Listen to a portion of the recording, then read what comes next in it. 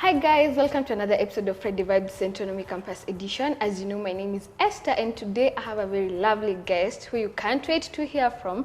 Her name is Wanjiru Njiru and she is a great youth mentor, and even as our ambassador said, we should interview her for our channel. So tell us, who is Wanjiru Njiru? That was such a nice introduction, Esther. I'm a digital content creator. I run a lifestyle YouTube channel, Wanjiru Njiru, where I talk about everything style, and occasionally I have my boyfriend over, but mainly it's just style and lifestyle in general. If you haven't subscribed, I do not know what you're doing with your life. Subscribe to this channel, and my channel as well. All right, so I've seen you in a couple of youth forums ranging from high school to campus. Why are you so passionate about young people? Because I think even from, well, it dates back to growing up and how we've been brought up. We've been brought up, especially by my parents, knowing that you're not living life for yourself. You exist primarily to give back to other people. And I think that's just my way of giving back. And I feel I gain, as I continue with life, I gain a vast experience and knowledge that I think it will be very selfish to continue with life just carrying it with you. So I think I share it. I come from a family where we strongly believe in giving back, and I think that's my way of giving back.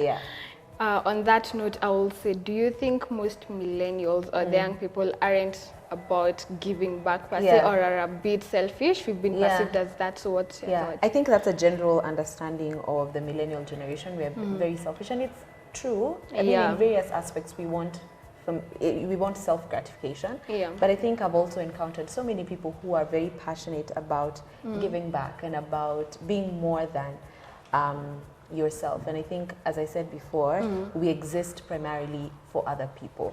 So I think if you're out there and you do not give back, it's time to get with the program. What will you say? So our campus edition, like our demographic, is mostly between 17 and 23.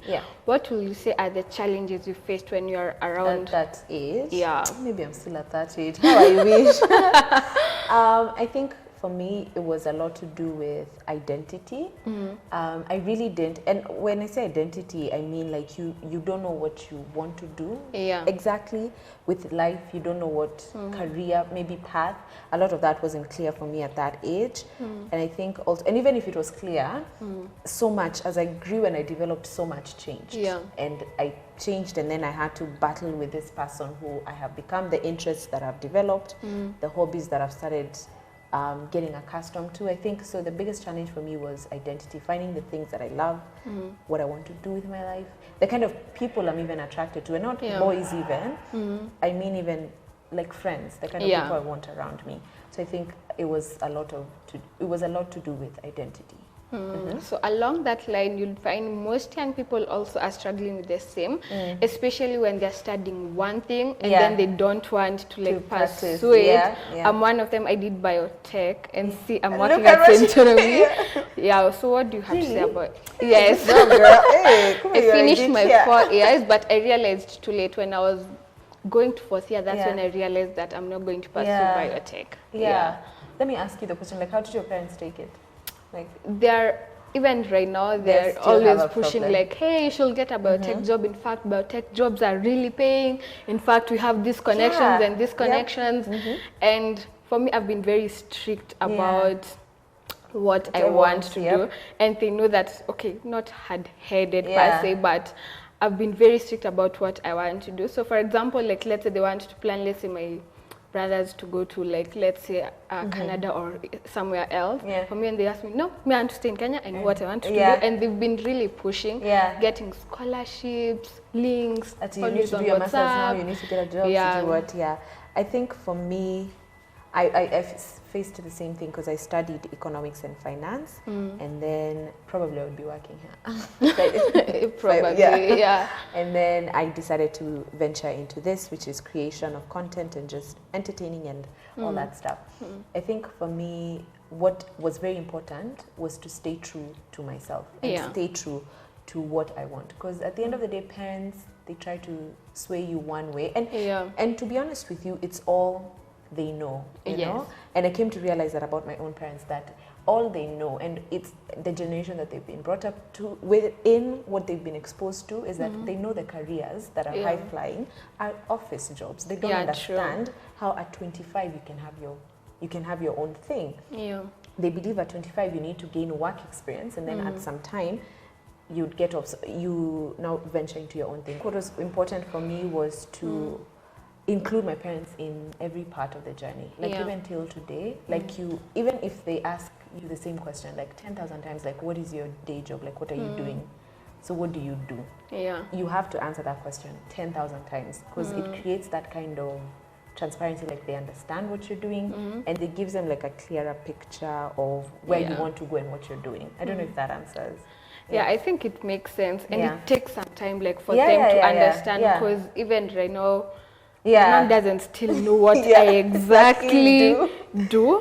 She just knows that I cut Centonomy. If you keep on explaining to her slowly by slowly, even though she doesn't get everything that you do, she catches one thing. Okay, so she works at Centonomy. So she works in the youth department. So she works with young people. And then she has proof of this, that she can see you're doing this. So at least she ties 1, 2, 3 together. Well, that's interesting. So I think something else about the millennials, the fact that you're told we don't have a strong work ethic. Do you think it's true? I don't think it's true. Maybe the office culture is what Peter does. And maybe we don't like being confined and being told that you have to be in the office at 8 to 5, you have to wear a TCG what? Because like for me, there was a uni I was to go to. Once I realized that people wear not uniform, but strict clothing, I was like, no, I'm not going to that. I'm like, no, I'm not going to do that. So I don't think millennials, we have strong work ethic. It's just that we want to do things how we want to do them, and we want to be given space. Because if you allow a millennial to do what they want and you give them the room, they will do it perfectly. It's true.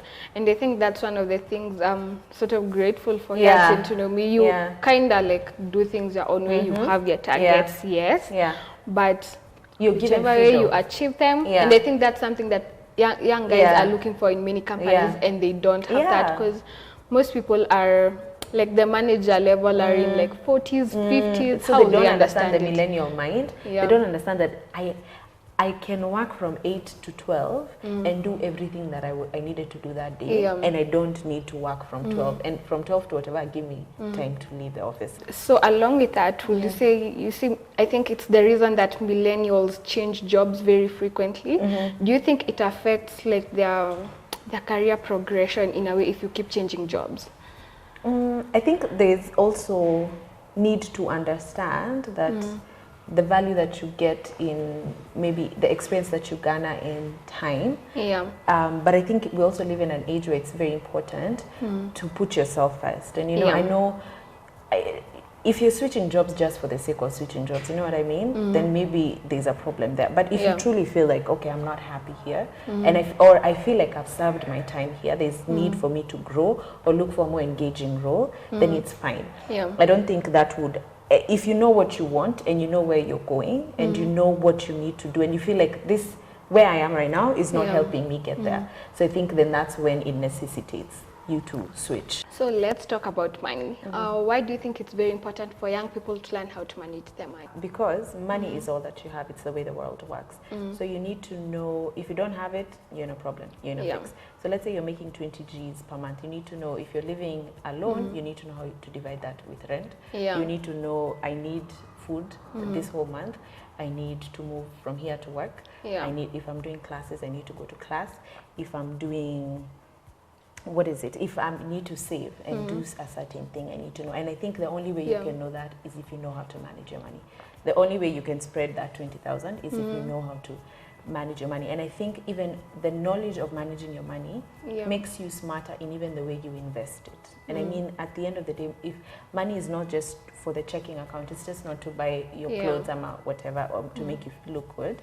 It's also for the future. It's also for what is next, what do I need to do next. And I think when you know how to manage your money, you know more on how I need to invest, what I need to do to take those steps. And the interesting thing is when we get young guys to do campus edition, most of them are not even interested in like entrepreneurship or career planning per se. It's how to manage their money, even more like the social media pressure and the pressure from their friends, like, hey, today we are going to buy food from somewhere, it's expensive, we don't even have that amount, or keep spending on clothes or things like that. Will you say those are some challenges that you faced back then? Yeah, I think there was a lot of peer pressure. Like for me, I think I got my first job when I was 18, when I joined campus, because what happened is my parents was like, me, I'm not going to be paying for your hair, or even if they're paying for your hair, they're giving you like 200, but when you're like, which salon?